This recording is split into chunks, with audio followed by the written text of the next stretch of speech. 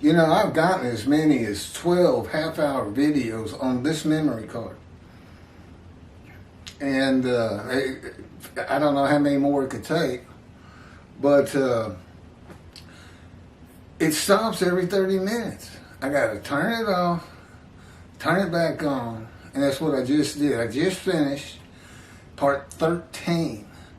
This will be the conclusion, but it's part 14. Now, I did this chapter a few weeks ago, and I finished it in 11. And God says it's because I'm talking too much. Just read the book. You gotta understand, He controls what I say. If I'm talking too much, He's having me talk too much. Probably it'd be frustrating. That's part of I'm still in the fire refining. It doesn't end. I can barely get out of this chair. He's got my knees locked up, and He's pressing on my shoulders and my neck. If I seem like I'm kind of bent over, it's because of Him.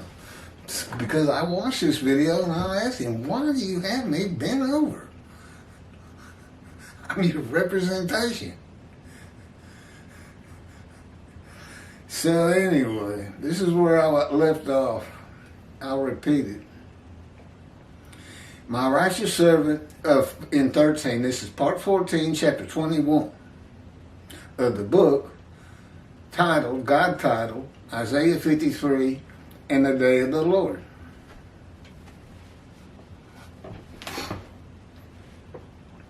That He dictated to me as He dictated the Torah to Moses. Moses couldn't have possibly known the information of the first 5 books of the Hebrew Bible.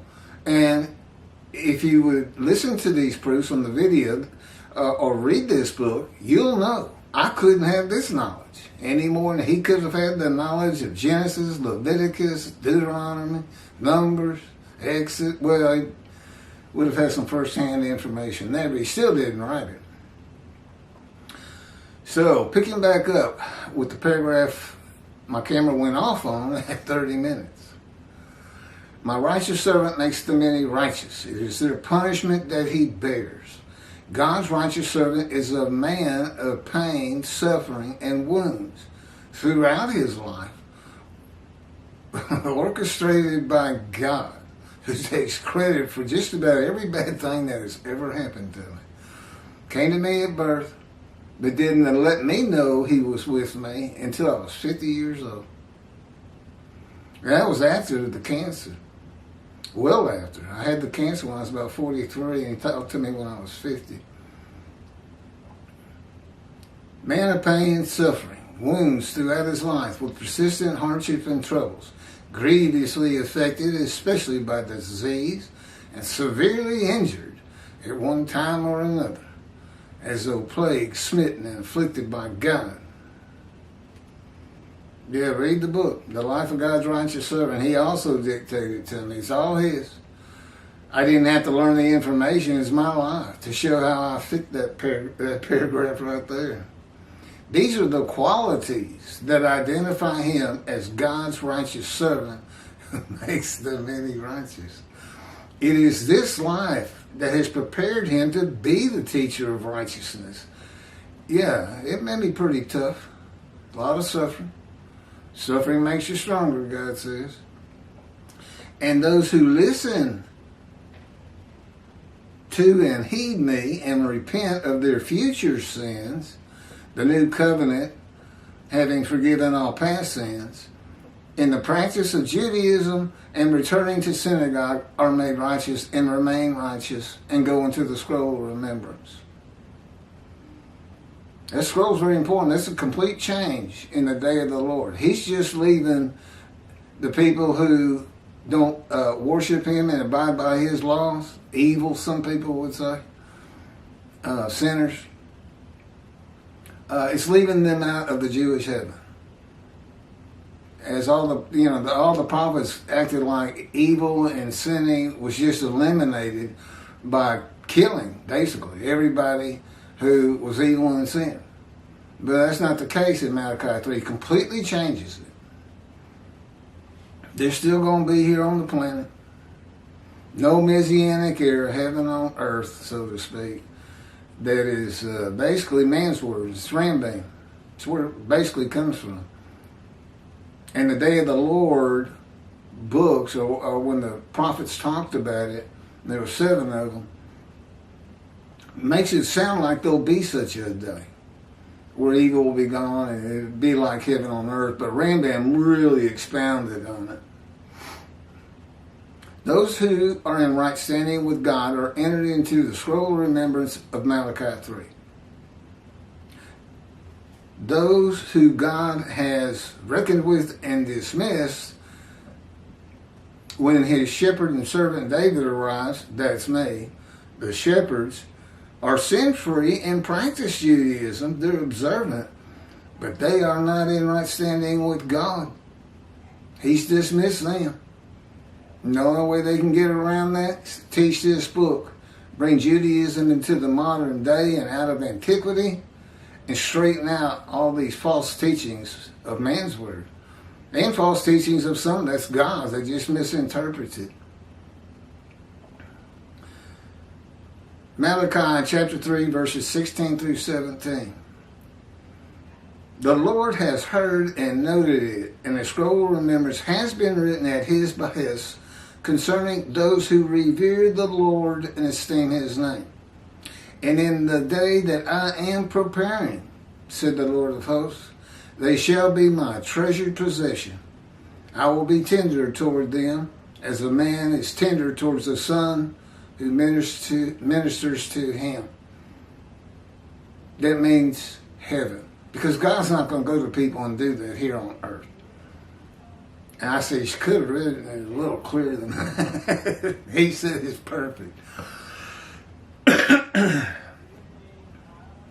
The scroll of remembrance is not the book of life that I am preparing. Is the day of the Lord. Oh, the day that I am preparing is the day of the Lord. A man who is tender towards the son who ministers to him is a man who never wants to be without him. Isaiah 65, chapter 17 through 18. For behold, I am creating a new heaven and a new earth. The former things shall not be remembered. It's very interesting, but I don't have time to get into it right now. They shall never come to mind. Be glad then, and rejoice forever in what I am creating. For I shall create Jerusalem as a joy, and her people as a delight. Isaiah 66, verse 22. For as the new heaven and the new earth, which I will make, shall endure by my will, declares the Lord, so shall your seed and your name endure. Israel, the Jewish people, Jewish heaven. The new heaven, where the name Israel shall endure, is heaven, with the addition of the angels Israel. When the earth is no more, heaven is only for the Jewish people. The new earth, in heaven, you'll see it created. I've been there. He's shown it to me in vision. Before there was any human life, any life whatsoever, just volcanoes, tectonic plates, blowing up, separating different continents. And he's going to choose the people again. And he says it'll go for that who I choose. It might be different names, but they're going to go the same thing the Jewish people have gone through. So the Jewish people get to see their entire history unfold before them. And that's what I call the entertainment of heaven. No TVs. Okay, this is Rashi. Last verse, verse 12. And the book he's using, the verses he uses. Therefore, I will allot him a portion in public, and with the strong he shall share plunder, because he poured out his soul to death, exposed to death, and with transgressors he was counted a sinner. And he bore the sin of many and intervened for the transgressors. All that's been covered. Rashi, Midrash, Therefore, because he did this, I will allot him an inheritance and a lot in public with the patriarchs. Where's the commentary? Oh. Midrash, therefore, commentary. Because he did this, I will allot him an inheritance and a lot in public with the patriarchs. When were all of the Jewish people as one man Israel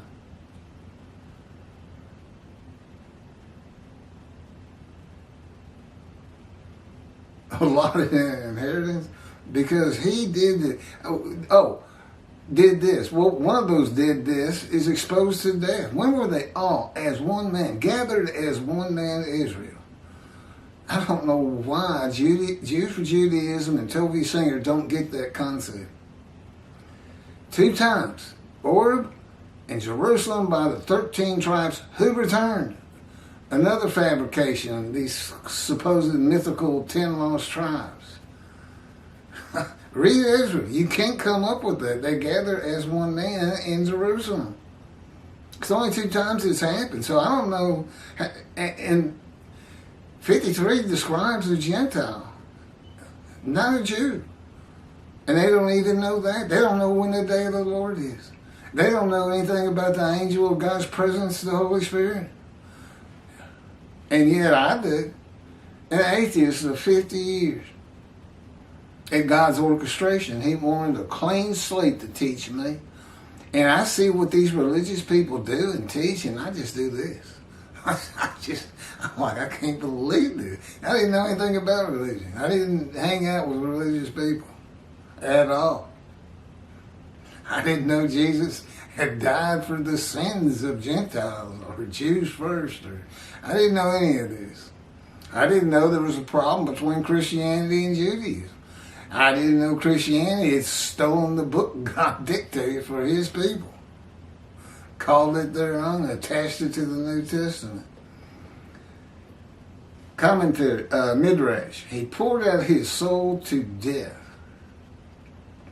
An expression like something in Genesis 24 through 20. I guess that's chapter 24, verse 20. And she emptied her pitcher.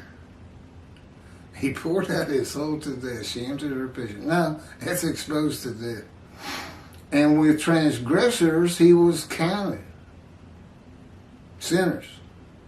He suffered torments as if he had sinned and transgressed. And this is because of others. He bore the sin of the many. That's, again, vicarious suffering. I don't know where he's going with all this. Again, it's still better than Jews for Judaism or outreach Judaism. There's just an absurdity from the get-go. Midrash. And interceded for the transgressions through his sufferings. For good came to the world through him, vicarious suffering. I atoned. He apparently, all the Jewish people as one man, Israel, atoned for the shame and guilt of the Gentiles. That's what Jews for Judaism says too. When I start to blur out, if I stand up, my autofocus goes back into effect. I don't know why that is. Okay, my commentary. From the JPS, chapter 12, 1985 version. Assuredly, I will give him the many as his portion. He shall receive the multitude as his spoil. For he exposed himself to death and was numbered among the sinners. Whereas he bore the guilt of the many, offering myself to remove their guilt, go through the fire of refinement, covenant with God, and made righteous, and are made righteous as the many who become a multitude. Okay, Midrash. For he exposed himself to death. God's righteous servant is crushed with disease that exposes him to death, but give him long life. Rashi says the Jewish people as one man, Israel, poured out their soul unto death. It does not tell us when this happened or will happen. They're never going to gather as one man in Israel again. Can you imagine trying to get every Jew, well over 20 million, on the face of the earth together as one man? It takes 100%. That's when they were gathered as one man. The Israelites, every one of them came out before Moses had ordered. And according to Ezra, happened again with the remnant of the 13 tribes that returned from the exiles. And they built the second temple as a holy seed. In the book of Isaiah, God forgave their sins. This is just a repeat story because we got a temple to build.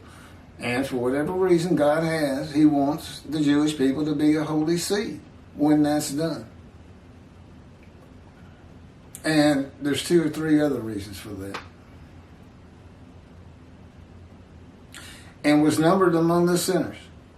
Commentary: God's righteous servant Moshiach will have been a sinner, a Gentile, not a religious man in the beginning. I had no problem with that. There's very few sins I didn't do. That's not good language. I never murdered anybody. And I wasn't a chronic sinner. I just seen with God's orchestration to have fallen into just about all of them. God thinks that's so funny. Whereas he bore the guilt of the many. Rashi says he suffered torments as if he had sinned and transgressed. And this is because of others. He bore the sin of the many. Okay, concluding. The Jewish people, as one man, Israel,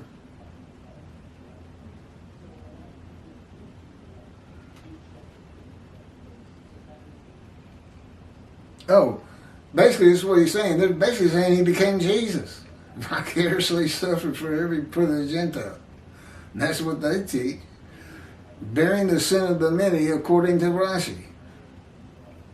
This is why Rambam and many others would not agree with Rashi that Isaiah 53 described Israel.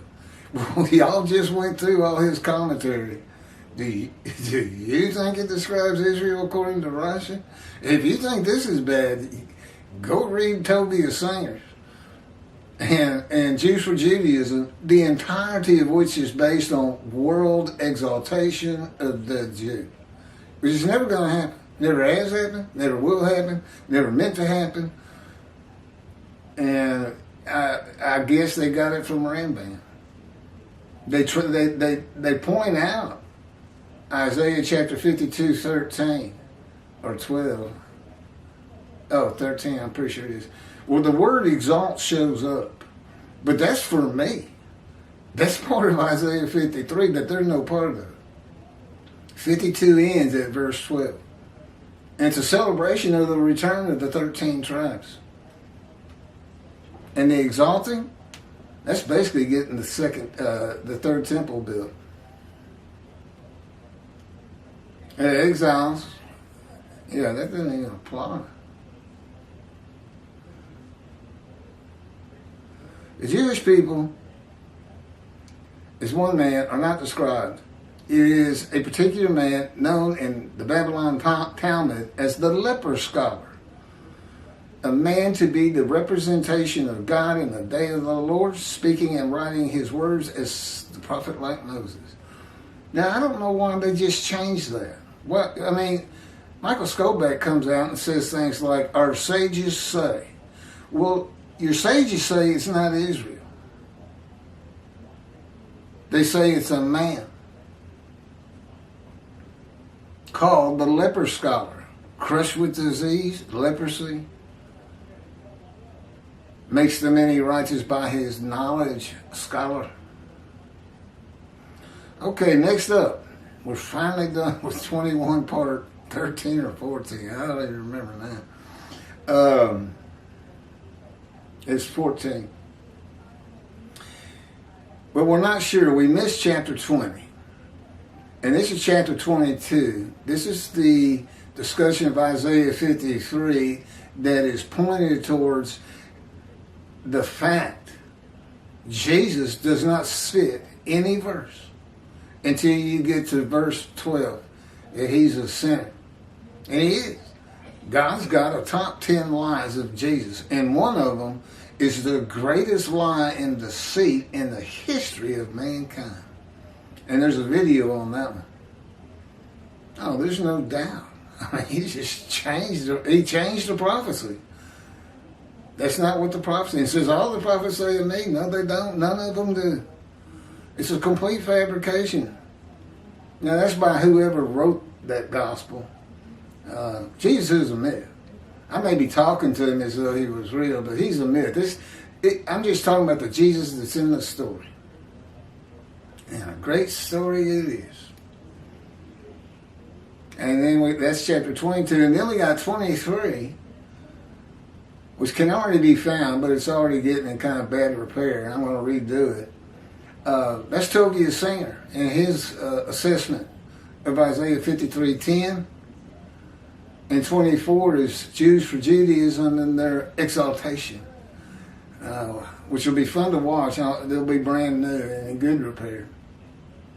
But God may have me skip 20 and 22 and go right to 23 and 24. I won't know until I know. That's the way everything is with me. Nothing of the future. And he would never tell me what anybody's thinking or doing. Like Toby's saying, I don't know for a fact that he's heard there's some man out here screaming to the high heavens, I am the righteous servant Moshiach, which of course we know angers people. God pointed that out in verse 4. I don't know why. I mean, they believe it's going to happen, but when that belief gets tested, they fail. Why aren't they checking it out? Don't they owe that to their followers, their flock? Nobody's asked me, can we test you? Can we talk to you? And I'll tell them, read the book and we'll talk. We'll see. You'll not test me as you tested God at Massa. And you can find that in the Hebrew Bible. Okay. I'll take a break. I'm going to leave my setup up for the most part. And we're going to try to get another hour in. It takes some 6+ hours to upload these 2 half hours. And that's uploading them at the same time. I don't know why it's so slow. I've done it in 2 hours before. I think it's just YouTube. They're just having a problem right now. But that's why this is going so slow, getting this whole new set out. And I just keep reposting the old one, the last one, and that's current from 2 or 3 weeks ago. But like I said, there's some of them that already really showing some wear and tear, where the voice isn't synchronized with my mouth and a little bit, not blurry, but faint. Not near as bad as the old ones, the original ones from 2 years ago. But they got reposted some 40 times. We're only on 8 on this latest 50 chapters from a few weeks ago. Thank you for watching.